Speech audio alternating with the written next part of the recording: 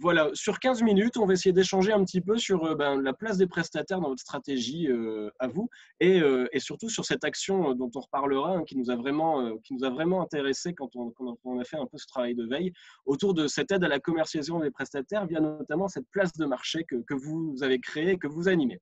Alors, si on commence par la première question, Sophie et Aurélie, euh, en temps normal, alors bon, j'espère pas être trop à côté de la plaque en vous la posant comme ça. En temps normal, vos prestataires, vous les situez où dans votre stratégie d'office de tourisme et d'attractivité? Je tiens à signaler ce point particulier. Oui, on a la mission d'attractivité maintenant depuis à peu près 2 mois, donc c'est tout nouveau. Mais effectivement, on a un rôle essentiel dans le développement économique de la ville, puisqu'on est là pour développer le tourisme.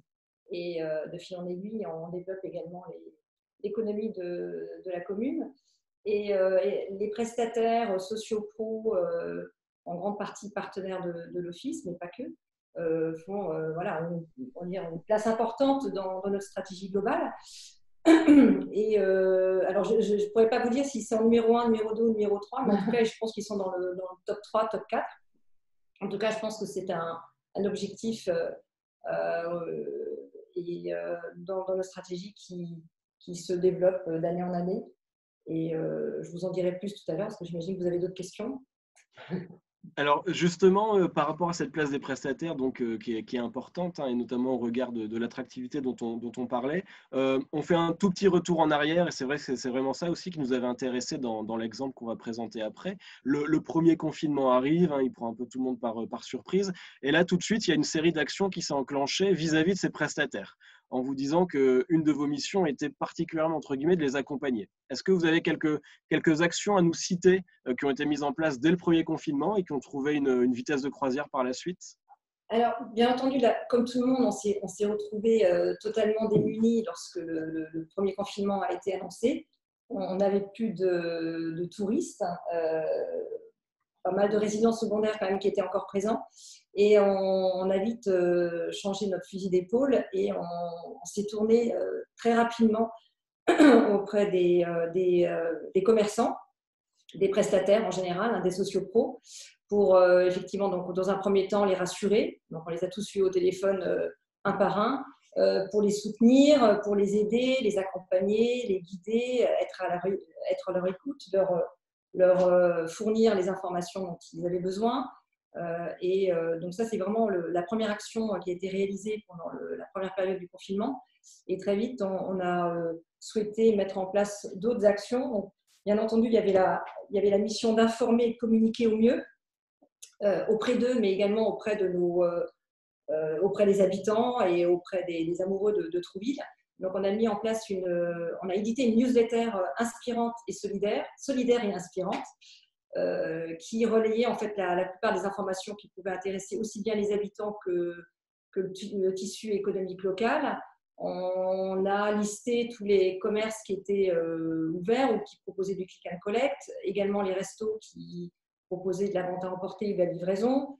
Voilà, et puis des informations un petit peu plus divertissantes, puisqu'on a des prestataires loisirs, créatifs, sport, etc., qui pouvaient être présents sur cette newsletter au travers de séances vidéo à faire chez soi. Bon, bref, donc ça, c'était un peu la première action. Les appels téléphoniques. On a lancé aussi un sondage auprès de tout notre tissu économique et de tous nos partenaires pour qu'ils contribuent rapidement au plan de relance. On voulait mettre en place un plan de relance pour qu'il soit opérationnel dès le déconfinement, dès le premier jour du déconfinement, mais on voulait tous les faire contribuer à ce plan.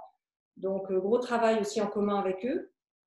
On leur a aussi accordé une remise de 50% sur les partenariats et les insertions pub de l'année, sur l'année 2020. Après, bon, effectivement, on a fait, comme beaucoup de communes, on a fait une vidéo de relance qui mettait en scène les prestataires, les commerçants et les différentes consignes, bonnes pratiques en matière de consignes sanitaires. On a lancé une campagne sur les réseaux sociaux. On a fait aussi un cahier spécial de 16 pages dans un magazine local qui mettait en avant tous les commerçants de Trouville, avec des interviews et puis un annuaire de tous les commerçants partenaires et non partenaires de l'Office. Des animations aussi qui ont été mises en place pendant l'été. Voilà, et très vite, vers le 15 avril, on a voulu mettre en place une plateforme de vente de e-commerce et de bons d'achat solidaires. J'avais vu un exemple à Brest. C'était une plateforme de bons d'achat solidaires qui proposait en fait à tous les commerçants qui étaient fermés, qui ne pouvaient pas ouvrir, de mettre en ligne des bons d'achat pour soutenir le commerce et leur assurer une trésorerie en attendant la réouverture et des bons d'achat qui pouvaient être utilisés après, donc jusqu'à la fin de l'année. Et donc, je me suis renseignée sur cette plateforme et de fil en aiguille, je suis tombée sur une petite société locale parce que je voulais vraiment jouer local, comme le but, c'était quand même d'inciter et d'encourager la consommation locale. Une petite start-up normande et déjà travaillé sur ce modèle-là et qui nous a proposé de la mettre en place dans la semaine. Donc, ça a été très rapide. Et nous, le gros travail qui a été fait, c'était de contacter tous nos commerçants pour leur dire qu'on était là avec eux et qu'on leur proposait de mettre leurs produits sur la plateforme, soit sous forme de bons d'achat solidaires, bons d'achat cadeaux, ou de produits à commander et puis à récupérer en click and collect ou de se faire livrer directement chez eux. Donc, ça a été un énorme travail. Et effectivement, après, la plateforme elle a été mise en ligne fin avril, mais très rapidement, on a été déconfiné. Mais elle s'est développée depuis. Et donc, voilà. C'était la grosse action pendant la première partie le premier confinement. Alors justement, donc, cette plateforme, c'est vrai qu'elle fait écho, alors je le dis au niveau du réseau des Hauts-de-France, mais c'était partagé par mes collègues ailleurs en France, elle a fait écho à plein de petits sujets exposés par les offices dernièrement, Noël arrivant, etc., le soutien aux commerçants ayant pris une place encore plus importante, et voilà, l'envie de pouvoir favoriser, d'accompagner cette commercialisation. Alors, beaucoup de questions techniques qui se sont posées, beaucoup de questions juridiques, beaucoup de questions, est-ce que c'est vraiment à nous de le faire et comment? Là, on parle bien d'une plateforme de commercialisation qui a été du coup lancée et animée directement par l'Office de tourisme de Trouville, avec ses moyens propres et avec sa RH. Exactement. On est bien là-dessus. Alors, donc tu évoquais une start-up qui vous a accompagné. Elle a créé un produit, elle avait un produit dans les tuyaux qu'elle a finalement adapté à votre besoin, ou comment ça s'est fait à l'époque? Non, elle avait déjà le modèle et donc voilà, elle nous a créé notre plateforme avec nos commerçants, mais sinon le modèle existait déjà. Donc là, on est parti, nous, pour avoir une marque blanche qui sera mise en ligne dans la semaine et avec un nom un peu plus personnel aussi, puisque jusqu'à présent, on trouvait la plateforme via leur adresse Biproxy, et, ce qui n'était pas très identitaire. Et donc là, on a une nouvelle adresse qui sera monshopping@trouville.fr. Ok, très bien. S'il y a des questions très techniques, etc., sur le portage, sur la manière dont ça a été fait, n'hésitez surtout pas à les poser dans le chat. Je sais qu'au niveau, encore une fois, local, au niveau des Hauts-de-France, il y a eu beaucoup de questions par rapport à ça. Moi, je vais poser une question assez simple. L'adhésion, entre guillemets, des commerçants, est-ce qu'elle s'est faite naturellement? Alors, il y avait, j'imagine, un besoin, vous les soutenez, vous êtes déjà en lien avec eux de par l'attractivité, mais quelle réelle plus-value vous avez pu mettre en avant pour les entraîner dans cette dynamique? Bon, on a voulu en fait vraiment les impliquer et les inviter à participer à une démarche globale et collective. L'idée d'avoir tous les commerçants, ou une grande partie des commerçants sur une même plateforme ou portail me paraissait intéressant parce que chacun va avoir son site ou son petit e-shop dans un coin et après c'est assez compliqué pour nous de communiquer de manière un peu plus globale. Donc là, l'idée c'était vraiment de les avoir tous sur une même plateforme et d'avoir vraiment un projet commun, un projet qui voilà, Trouvillais. Et donc, effectivement, ça n'a pas toujours été très simple au départ Alors, ils trouvaient que la démarche était très, très intéressante. Ils étaient prêts à participer à l'aventure. Mais toute la partie technique, même si c'était simple à créer sa boutique, a été un peu compliqué à mettre en place. Donc, il y avait un réel besoin de notre côté d'un soutien au sein du personnel, d'une personne quasiment à temps plein pour aller les voir, pour les motiver, pour leur réexpliquer l'intérêt de la démarche. et surtout pour les aider à créer leur boutique en ligne. Donc là, même si la plateforme permet une mise en ligne de la boutique de manière très, très facile et très rapide, mais voilà, il y a quand même un besoin de leur part de notre aide. Certains ne sont pas vraiment forcément pour la digitalisation de leur commerce. Ils ont eu les belles années derrière eux, pardon. Et donc là, on a dit qu'il fallait s'adapter à la situation et de les inviter vraiment à participer à ce projet commun. C'était notre première grande mission. Et puis on avait aussi un besoin de remettre en relation les habitants avec leur commerce et d'encourager le consommer local. Donc c'était encourager la solidarité également. Donc on avait quand même plusieurs arguments pour les inviter à être sur cette plateforme.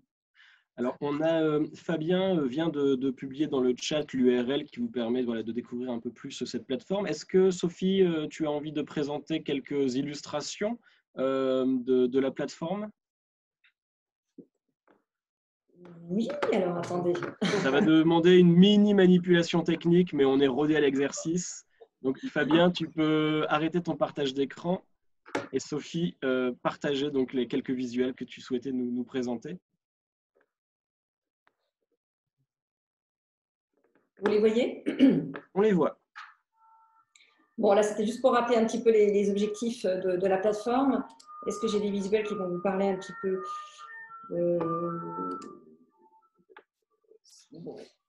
Donc là, pour vous dire aussi que certaines plateformes de e-commerce proposent parfois que des commerces.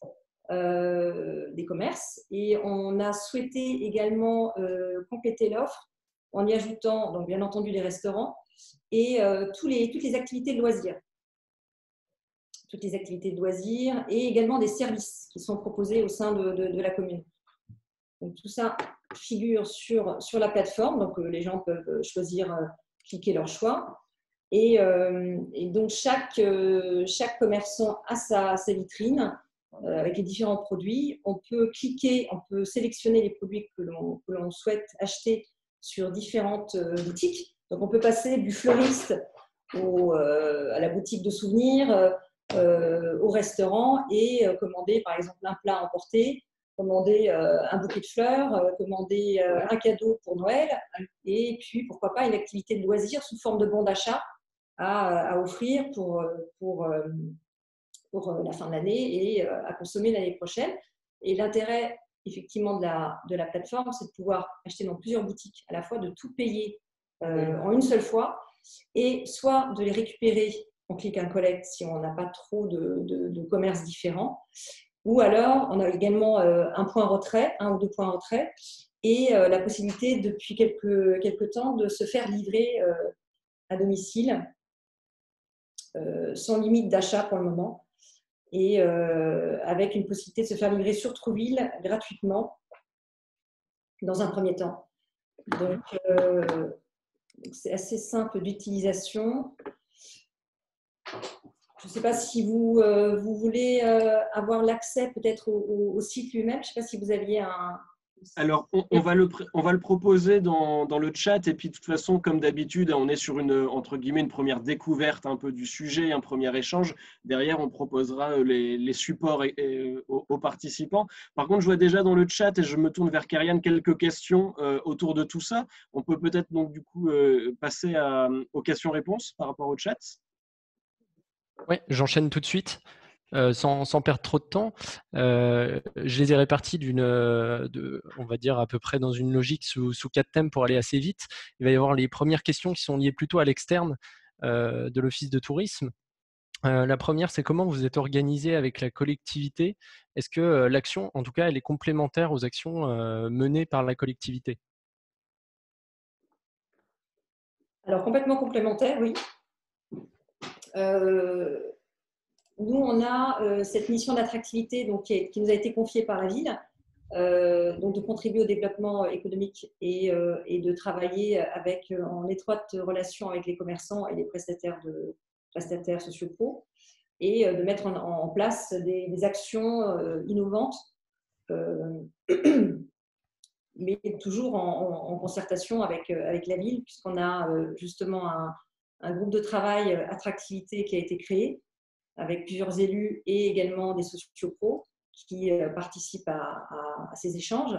Et on peut appeler ça comme ça un manager du commerce qui, lui, a été nommé au sein de la mairie, que l'on connaît bien, qui travaille avec nous également en étroite collaboration, et voilà, qui travaille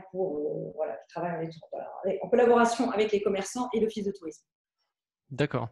Donc, c'est un manager de centre-ville, il y a une association de commerçants, c'est lui qui gère cette association, On n'a peut-être? pas d'association. On Ok. a eu une association, après on en a eu 3, une par quartier.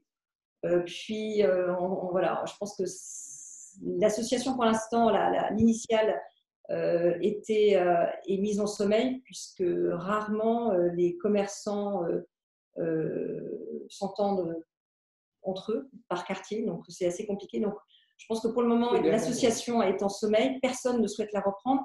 En revanche, la nomination d'un manager du commerce qui travaille avec l'office de tourisme et d'attractivité, c'est vraiment une solution qui a été très appréciée par les différents commerçants, et donc ils participent régulièrement à des groupes de travail qui sont organisés chaque semaine sur différentes thématiques pour dynamiser, valoriser l'activité économique de la ville. Ok. J'enchaîne un petit peu, hein, on est dans du question-réponse. Est-ce qu'il y a eu des contrats spécifiques qui ont été établis avec les commerçants pour cette action? Alors non, pas du tout. Ok. Je vais peut-être laisser parler Aurélie. Oui. Attends, je change de... Je mets autre chose, c'est pas très... Voilà. Bonjour à tous. Bonjour. Le ridicule ne tue pas, je mets mon petit casque, mais c'est peut-être plus sympa que le masque. Et oui, donc je me présente parce qu'en fait, je suis attachée commerciale à l'Office de tourisme, et d'habitude, on a déjà un aspect vraiment commercial à l'Office, puisqu'on commercialise des séjours et des journées pour les groupes. Du coup, c'est quand même dans notre... Enfin, ça fait plus de 10 ans que c'est dans le rôle de l'Office de commercialiser pour les commerçants. Donc ça, c'est pas nouveau. Par contre, là, c'est une nouvelle mission que j'ai moi que depuis quelques semaines, c'est-à-dire que comme il y a très peu de groupes en ce moment à venir à l'Office, on m'a chargé de relancer en fait cette plateforme, de fédérer à nouveau les commerçants, puisque forcément, en fait, dès qu'il y a eu le déconfinement, ça a été... La plateforme n'a presque pas eu le temps de se développer, de voir le jour. On n'avait qu'une envie en juin, c'était de voir les commerçants. On a très très bien marché à Trouville-sur-Mer. Il y a eu énormément de monde cet été. Donc la plateforme a été mise en sommeil un peu. Donc, je sais bien que je ne réponds pas à la question, mais je vais y répondre quand même. Et du coup, juste pour vous dire que moi, ça fait quelques semaines, je suis là pour essayer de fédérer les commerçants, qu'ils mettent à jour leur boutique en ligne, etc. Il n'y a pas eu de contrat de passer avec les commerçants. Par contre, il y a une vraie aide de l'Office, puisque l'Office du tourisme prend en charge l'abonnement de la plateforme. Donc, c'est une vraie action solidaire aussi de la part de l'Office. Le prestataire, lui, le commerçant, a des frais sur chaque vente faite de l'ordre de 2,5%. Donc, ce qui est minime, on va dire, pour une plateforme en ligne. C'est son seul coût. Mais il n'y a pas d'engagement. Pas d'engagement. C'est-à-dire qu'on peut arriver et repartir. Ils peuvent être en vitrine et être masqués lorsqu'ils sont en congé ou lorsqu'ils ont complètement arrêté leur activité ponctuellement. Mais voilà, il n'y a pas de contrat ou de convention avec eux. Ok, très bien. Juste 2-3 questions, je vois que l'heure tourne quand même. J'allais dire, il y a énormément de questions que j'ai vues passer. Évidemment, on ne les abordera pas toutes. Par contre, on les conserve toutes, hein, et comme je disais tout à l'heure, on s'engage à les traiter et à faire remonter l'ensemble des réponses auprès j'allais dire, du public, auprès des participants de notre web séminaire d'aujourd'hui. Je t'en prie, Karianne. Je vais poser 2 questions en une finalement, comme ça, pour plus d'efficacité. Il y a le coût de la plateforme qui a été demandé, et également le nombre de TP qui sont mobilisés en interne par D'accord. rapport à tout ce travail-là. Bon, alors, le nombre de personnes, déjà, on va commencer par une personne quasiment à plein temps, Aurélie, moi en renfort, et également Anne Julio, qui est notre, je l'ai nommé, voilà, notre manager du centre-ville, hein, du commerce, qui elle également aide, ou en tout cas relance certains commerçants lorsqu'elle les connaît mieux que nous parfois. En matière de coûts, alors il n'y a pas eu un coût de développement. On va dire, c'est une sorte de partenariat qui a été mis en place, d'essais, de mise en place, de collaboration. En revanche, on paye une sorte d'abonnement de maintenance, mais je l'ai négocié, donc je ne peux pas vous donner le coût. Mais aux alentours, voilà, je vous dis, c'est entre 350 et 450 euros par mois. D'accord.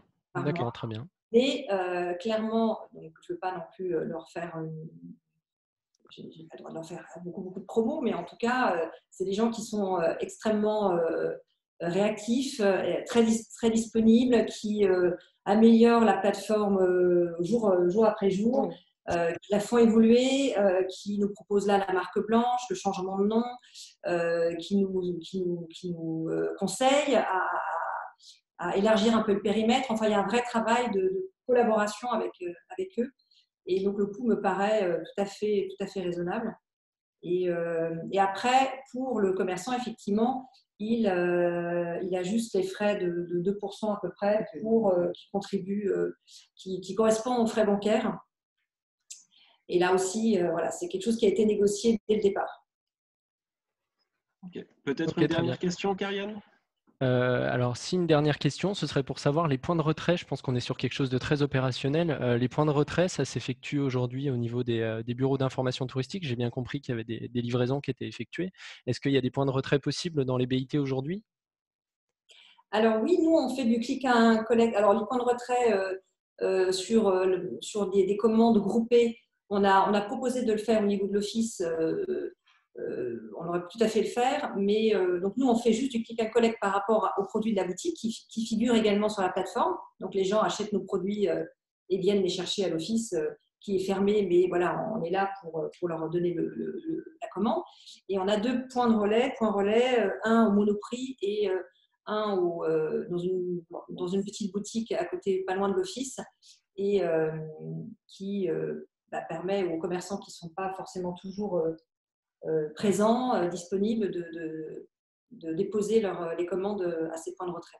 Donc c'est vraiment, et là on envisage effectivement aussi dans les points d'évolution de la plateforme, on envisage l'expédition.